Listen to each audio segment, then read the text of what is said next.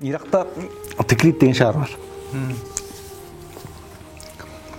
Ошо Тикрит деген шаарда Нажмуддин Айюби деген башчысы болот экен. Нажмуддин Айюби Тикрит шаарынын амири, бирок жашы улайып калса дагы үйлөнбөй жүрөт экен да. Асадуддин деген агасы бар экен. Bir gün Najmudin'i çağırat eкен. Najmuddin, sen şunday bir çoğun şaardın, ameysin, başçısın. Anan amir el başkaran adam boydoq жүргөн жарашпайт. Үйлөйлүк сени. Десе, мага эч жакшы ылайыктуу кыз табылбайт да.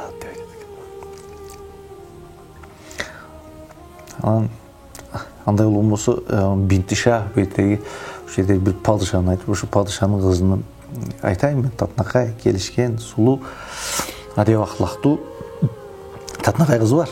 Ошону бир айтайын, айтып колун сурап баралы. Десе, жок, ал мага туура келбей калат. Татынакай кыз, бирок мен издеген кыз эмес. Дейт экен. Анан анда паланча деген вазирдин кызына сүйлөшөйүн. Анда татынакай кызы бар, сулуу, келишкен, чүрөк, бою узун татынакай. Десе, алдагы татынакай кыз жакшы кыз билем, бирок мага ылайыктуу кыз эмес дейт экен. Нажмуддин, сен деги кандай кыз издеп жүрөсүң десе, мен келечекте Байтил Мактис ошол мезгилде Кудус мечити, Байтил Мактис, Кудус мечити мусулмандардын колунда эмес, христиандардын колунда өтүп кеткен мезгил экен. Ошол мечитти мусулман адамдар, мусулман өлкөсүнө өткөзүп бере турган, баланы тарбиялай турган кыз издейм дейт экен. Ошондо Асадуддин күлгөн экен. Нажмуддин, сен ондай кызды бейишке барганда Хөрлиндеден издесең, ошоктон эле тапсаң табасың, азыркы заманда бул дүйнөдөн таппай калдың. Ошондо Нажмуддин айткан экен, жок, андай эмес. Будай кааласа, мен ошондой баланы тарбиялай турган кызды алам дейт экен. Ниети ушунчалык бекем да, Кудай Таалага болгон ишеничи, ушундай кыз мага табылат, бул дүйнөдө табылат деген ишенич бар. Анан бир күн үйлөнбөй ушинтип бир жаш бир канча жыл өтөт экен. Анан бир күн мечитте барып молдоке менен сүйлөшүп олтурса, эшикти такылдатып калыптыр. Кир десе, бир кыз экен. Аял киши келип калды, мен тиги аял кишини карап коеюн деп, анан мечиттин молдосу перденин ара жагына өтүп, кызым, өткөндө сага жөнөткөн жигитти не? Байлык десең байлыгы бар, бийлик десең бийлиги бар, татынакай сулуу баары келишкен жигитти жөнөтсөм, сени андан эмнеге баш тартасың деп урушка баштайт экен. Нажмуддин перденин бер жагында бул сөздүн баарын угуп турат экен. Десе, молдокем дейт экен, сиз жөнөткөн адамды негизи баш тартуу мүмкүн эмес. Бирок ол жигит мен издеген, менин талаптарыма жооп бере турган жигит эмес экен. Кызым, сен кандай жигит издеп жүрөсүң десе, мен келечекте Байтил Мактисти Кудус мечитинде мусулмандарга алып бере турган, баланы тарбиялай турган ата издеп жүрөм дейт экен. Нажмуддин перденин бир жагына отуруп алып, ушу көктөн издегенин жерден тапкандай сүйүнөт экен.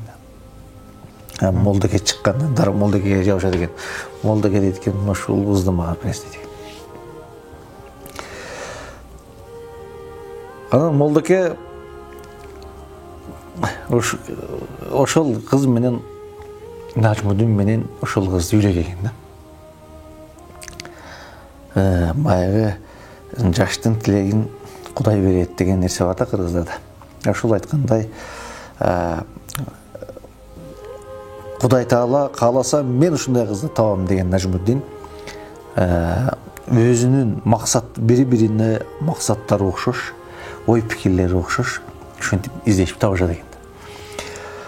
Анан экөөнү үйлөгөндөн кийин ушул 2 жаштан татынакай бир жигит туулат экен.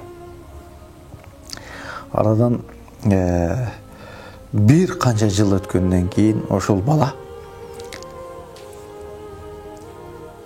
Байтел Макдисти мусулмандардын колуна алып берет экен да. Кимди ойлойсуз?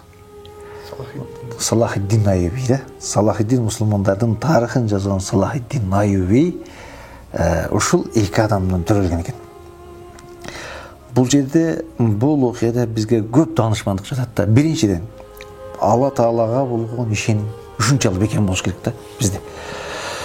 Мен мындай кылам деп максат койдумбу, ошол максатыңа өзүң ишенишиң керек да. Мындай жигитке турмушка чыгам деген кыз ушундай жигитке Кудай Таала мага берет деген ишенич болуш керек. Мындай кызга үйлөнөм деген адам мага мындай кыз келет деген ишенич болуш керек да. Ушунчалык деңгээлде ишенич болуш керек да. Анан ошону Кудай Таала берет да. Кудай Таала айтат: "Мен пендемдин оюндагыдаймын" дейт. Эмнени ойлосо ошону берем дейт.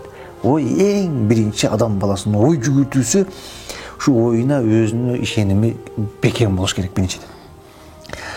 Экинчиден, бул окуяда карасак,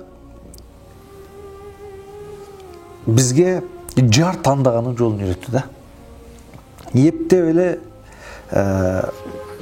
баягы келбетине карап же сырткы дүйнөсүнө карап, байлыгына карап, бийлигине карап эмес, жар тандаганда сенин келечектеги балаңды тарбиялай турган, келечектеги сенин урпагыңды тарбиялай турган ата, урпагыңды тарбиялай турган нене издейсиң да сенчи. Ушул Нажмуддин Айюб дагы, Салахиддиндин апасы дагы издегенде экөөнүн тең максатын карасаңыз, бизге мына ушундай бала керек деген экөөнүн тең ушундай ишеним болгон. Тарбиясы ушундай болгон. Жар тандаганда дагы эптеп эле кыздар өзгөчө кыз кишини бергенде берди эптеп эле берди эмес, бергенде дагы кыз кишини ушундай татынакай жерге, келечекте ушул сенин ушул кыздын урпагын улай турган жакшы бир аркасында урпак калтыра турган эркек, урпак калтыра турган баланы тарбиялай турган эне тандаш керек экен да. Үчүнчүдөн, бул окуядан дагы бир алына турган сабак, кээде ийгиликтин кеч келгени адамга пайдалуу экен да. Нажмуддин балким амир болду, башка болду, аркасынан балким сөздөр жүрдү, башка нерселер болду. Кеч үйлөндү. Бирок кеч үйлөнгөнү менен эмне болду? Максатына жетти. Кеч үйлөндү, бирок кеч үйлөнгөндөн кийин ал жакшы ийгиликке жетти.